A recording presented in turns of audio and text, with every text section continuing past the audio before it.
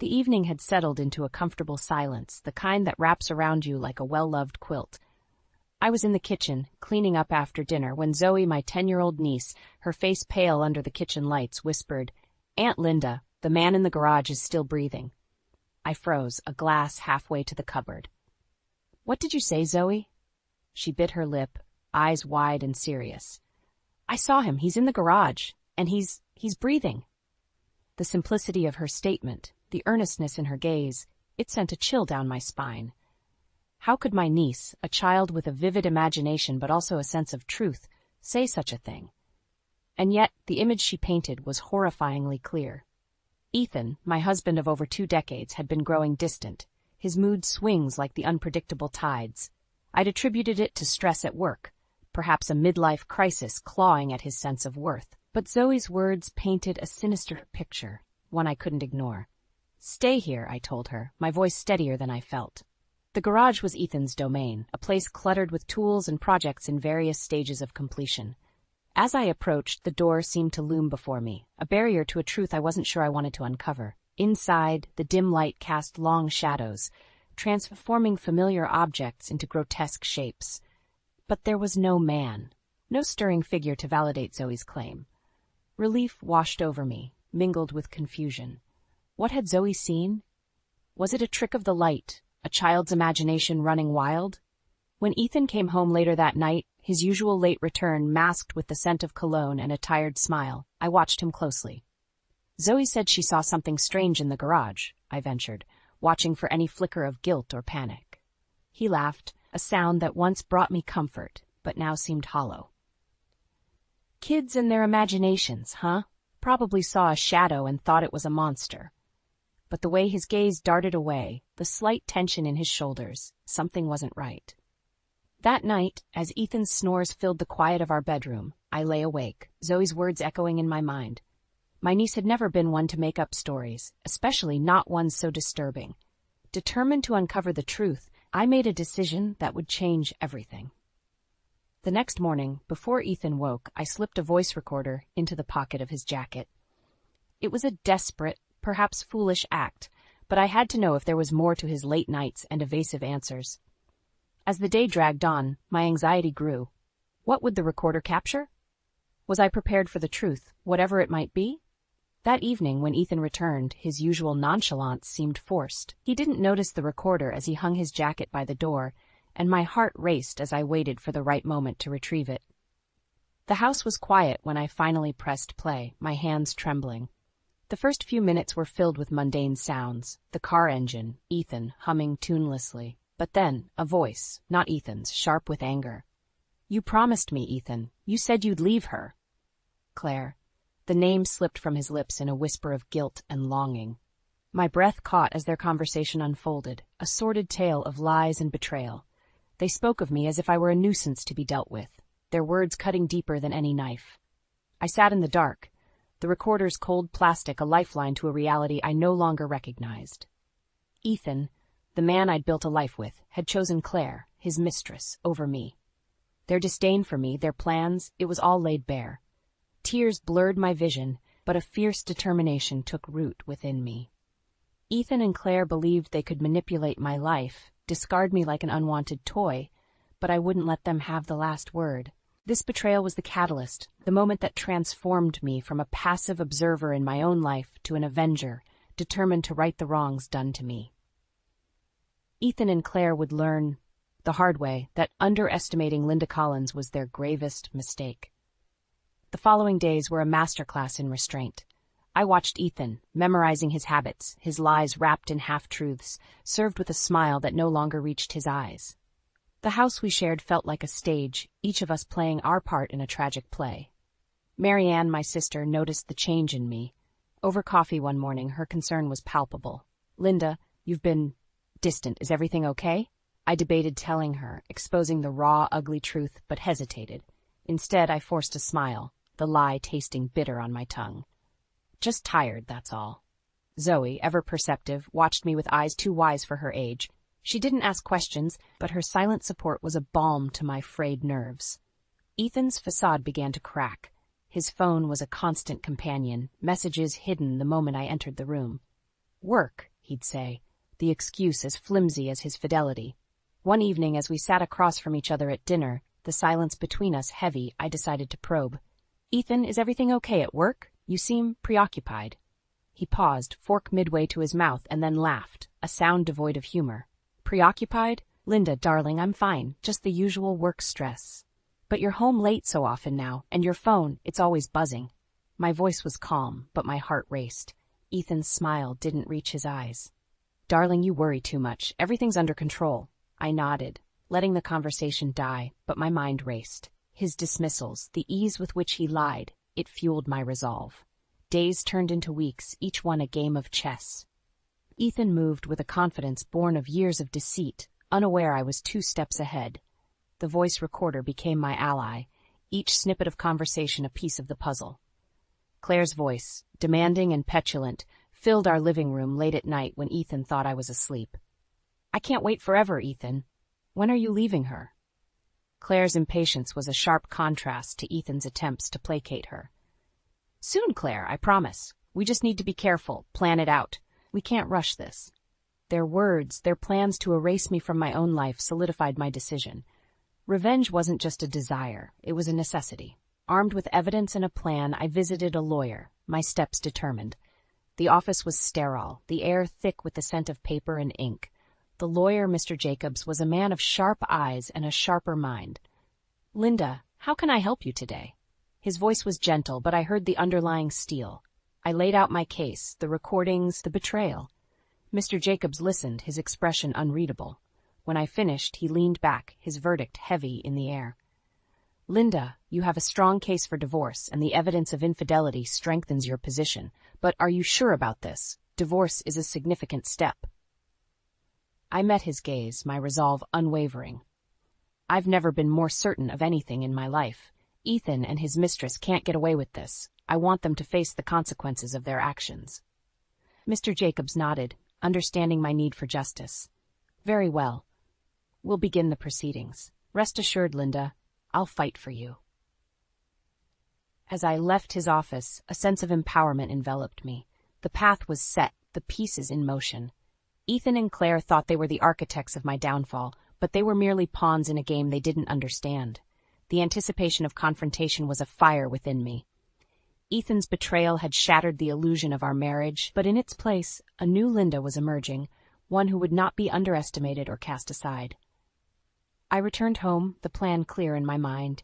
Ethan and Claire would soon learn the cost of their deception. The stage was set, and I was ready to take my revenge. The day I decided to confront Ethan, the house felt colder, the walls bearing witness to the crumbling facade of our marriage. Ethan walked in, his usual late entrance, but tonight was different. Tonight I would shatter the silence. I waited in the living room, the voice recorder hidden in my pocket, a tangible reminder of his betrayal. Ethan, sensing a change in the air, hesitated at the threshold. "Linda, what's going on?" His voice wavered, a crack in his usual confidence. I stood facing him squarely. "We need to talk, Ethan, about us, about your late nights, and about Claire." Ethan paled, the mention of her name hitting its mark. "Claire? I don't know what you're talking about, Linda." "Don't insult my intelligence, Ethan. I know about the affair." I pulled out the voice recorder, pressing play. Claire's voice filled the room, demanding, selfish. Ethan's face contorted, the mask of lies falling away. "Linda, I can explain. Explain how you've lied to me, betrayed our marriage, explain how you've made plans with her to leave me as if I'm nothing." My voice was steady, but inside, a storm raged. Ethan stumbled over his words, the truth a bitter pill. "It's not like that, Linda. It was a mistake. Claire, she meant nothing." "A mistake? She meant nothing?" I echoed, disbelief and anger swirling. "You don't get to diminish what you've done. You chose her, Ethan." He reached out, a futile attempt at reconciliation. "Linda, please, we can fix this. I love you, not her." I stepped back, repulsed by the touch of a man I no longer recognized. "Love? Your actions speak louder than your words, Ethan. You've made your choice, and now you'll live with the consequences." Ethan's desperation was palpable. "Linda, I'm sorry. Truly I am. Can't we just forget this happened? I'll end it with Claire. We can start over." "Forget? Start over?" I laughed, a sound devoid of humor. "You expect me to just forgive and forget? After you've planned to leave me for her?" No, Ethan. It's too late for apologies. I've spoken to a lawyer. I'm filing for divorce. The color drained from Ethan's face, the reality of his situation finally hitting him. Divorce? But Linda, think about what you're saying. We can work through this. There's no we anymore, Ethan. You destroyed that when you chose her over our marriage. The only thing left to discuss is the divorce settlement. Ethan sank into a chair, defeated, the weight of his choices bearing down on him. Linda, please, is there no chance for us? I looked at the man I had loved, now a stranger to me. The only thing you're leaving this marriage with is your guilt. As for me, I'm taking back my life, my dignity. You and Claire, you deserve each other. Turning my back on Ethan, I left the room, the finality of our conversation marking the end of our marriage.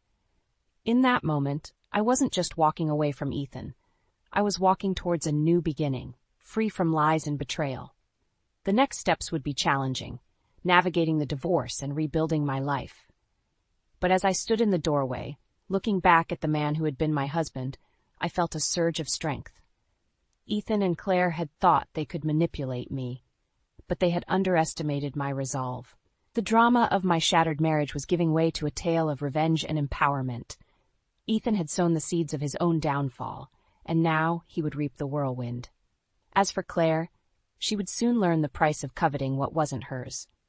In the silence of the night, I made a vow to myself. No longer would I be the victim.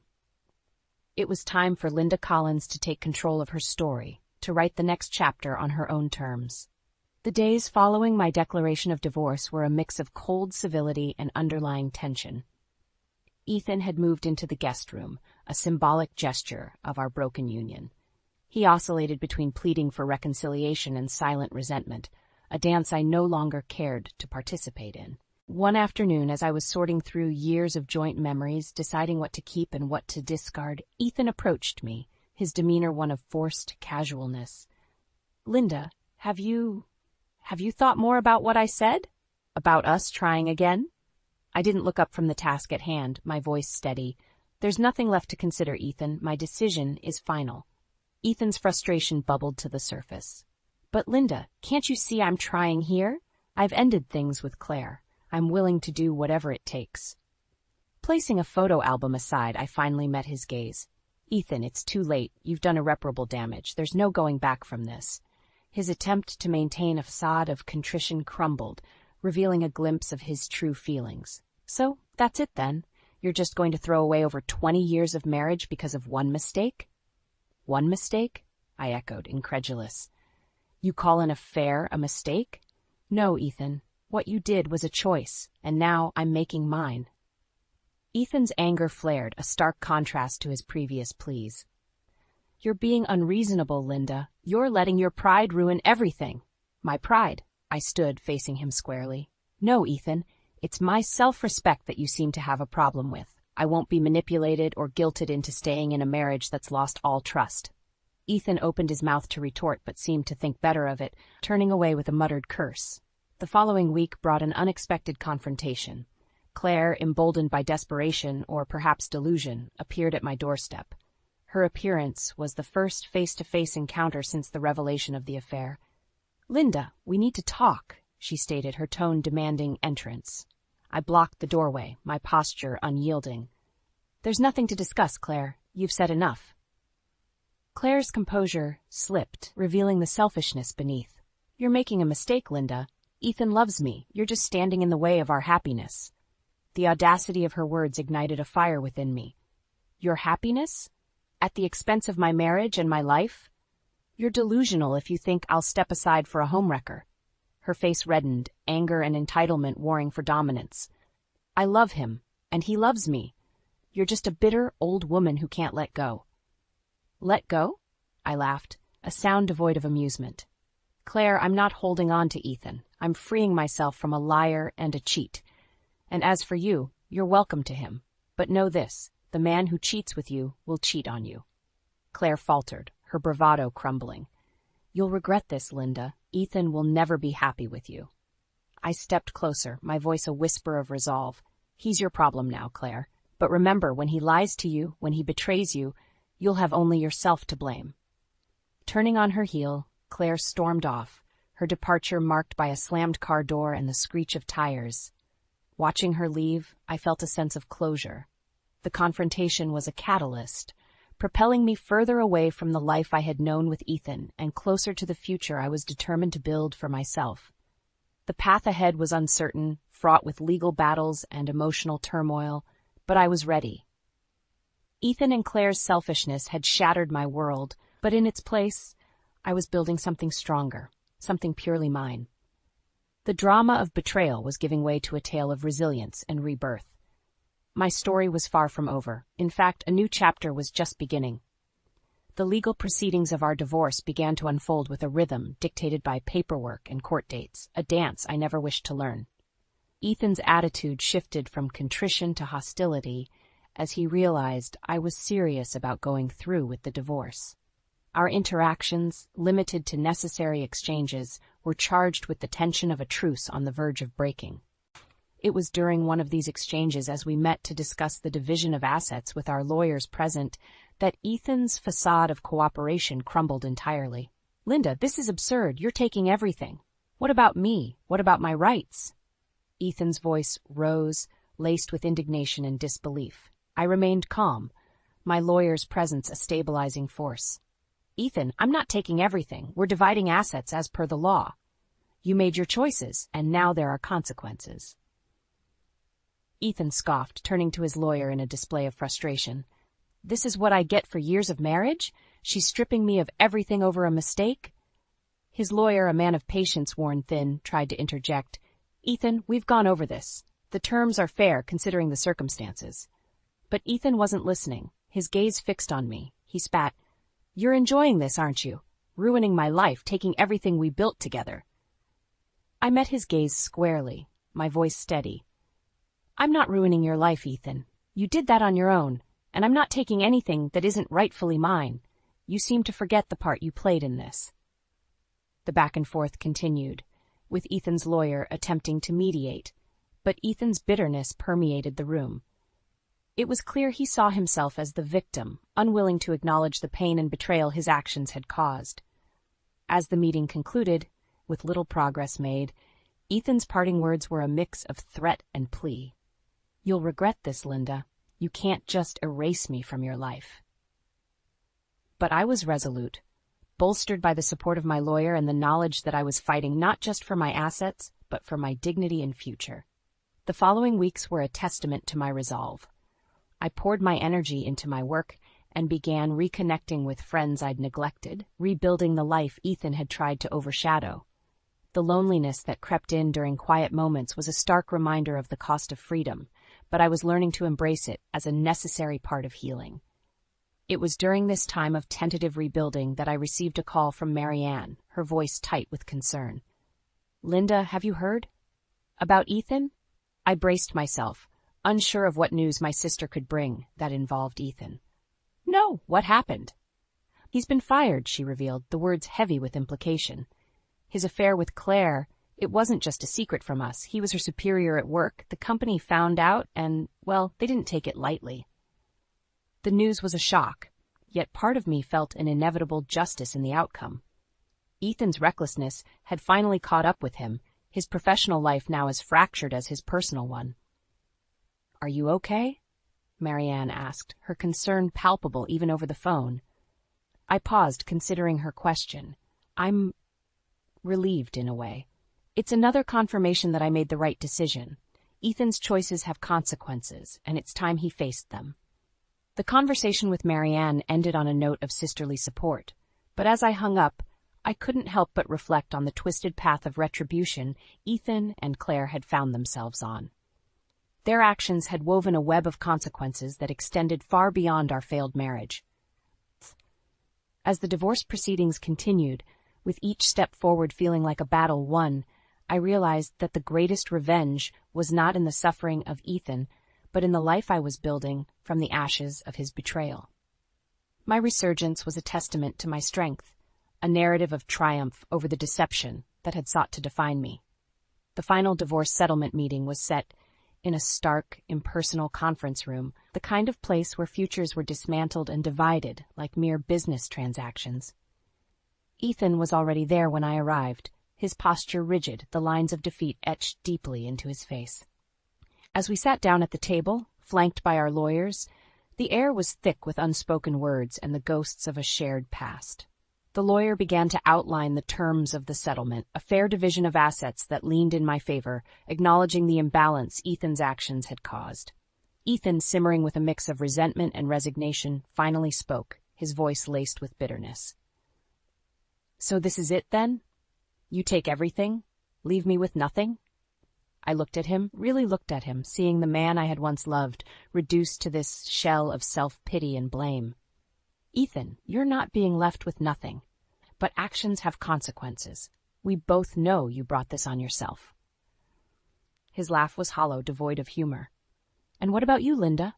You come out of this smelling like roses, the wronged wife, while my life is in shambles." "It didn't have to be this way, Ethan. You made choices. You lied, you cheated, you destroyed our marriage, not me. I'm just picking up the pieces of my life," I replied, my voice steady despite the turmoil inside. The lawyer, sensing the escalating tension, interjected, "Let's focus on finalizing the agreement. Are there any objections to the terms as they stand?" Ethan glanced at his lawyer, a silent communication passing between them. Then, with a resigned sigh, he shook his head. No objections. As signatures were applied to paper, formalizing the end of our marriage, Ethan's mask of indifference slipped, revealing a flash of the man I had once known, filled with regret and loss. "Linda, he started, his voice trailing off, the weight of his remorse palpable. But it was too late for apologies, too late for what-ifs. Our story had ended, the final chapter written in the sterile language of legal documents. After the meeting, as I walked to my car, the sense of closure was bittersweet. I had fought for this moment, for my freedom from a marriage poisoned by betrayal. Yet the victory was hollow, the cost measured in years of love and trust, now irretrievably lost. The days that followed were a mixture of relief and reflection. The divorce was final, the battle won, but the war had taken its toll. I threw myself into work, into rebuilding a life that was wholly mine, yet the shadow of my failed marriage lingered, a reminder of the fragility of happiness. It was during this time of transition that I received an unexpected call from Claire. Her voice, when she spoke, was a far cry from the confident homewrecker I had confronted months ago. "Linda, I don't expect you to care, but I thought you should know. He's gone, left town, left me," Claire confessed, her voice breaking. I paused, absorbing her words, the schadenfreude I had anticipated feeling nowhere to be found. Instead, there was only a profound sadness for all that had been lost. "Claire, I'm sorry. For all of it," I said, surprising myself with the sincerity of my words. "You're sorry? After everything?" Claire's confusion was evident. "Yes, because in the end, we were both victims of Ethan's selfishness. I hope you find a way to move on from this, Claire. I hope we both do," I replied, ending the call with a sense of finality. The conversation with Claire was a turning point, a moment of unexpected grace amid the wreckage of our intertwined lives. It was a reminder that the best form of revenge wasn't the suffering of those who had wronged us, but the ability to rise above, to heal, and to find peace. As I looked ahead to the future, I realized that my journey was just beginning. The end of my marriage to Ethan was not just an ending, but a gateway to new beginnings, to possibilities unencumbered by the past. I had emerged from the storm stronger, wiser, and ready to face whatever came next, with a heart open to the promise of tomorrow.